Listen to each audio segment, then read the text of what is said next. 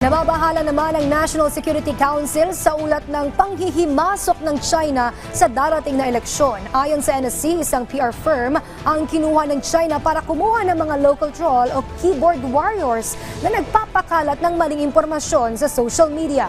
Si JB Santiago ng IBC 13 sa Balitang Pambansa.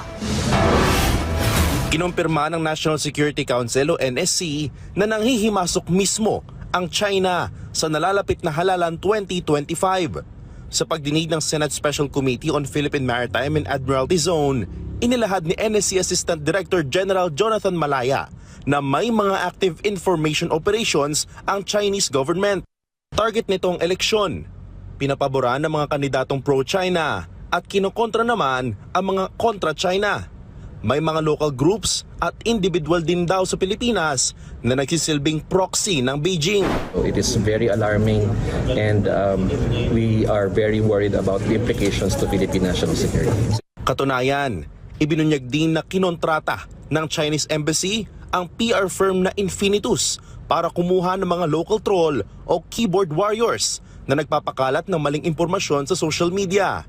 Makikita sa tseke, 930,000 pesos ang ibinayad sa kumpanya para sa mga online posts.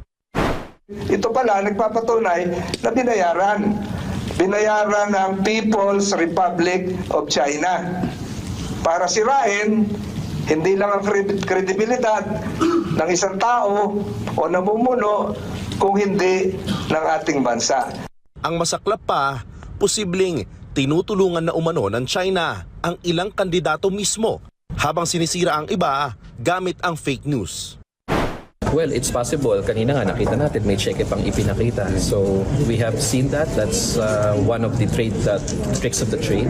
So it's perfectly possible na may pera din involved dito. Sana maliwanagan ng ating mga kababayan na may mga nagpapanggap na katotohanan na hindi totoo. Yung maingay, viral na ika, ganon. Samantala, nauna nang tiniyak ng COMELEC ang pagkakaroon ng maayos na eleksyon at walang mangyayaring dayaan para sa national and local elections na gaganapin sa May 12. Mula sa IBC 13, JB Santiago para sa Balitang Pambansa.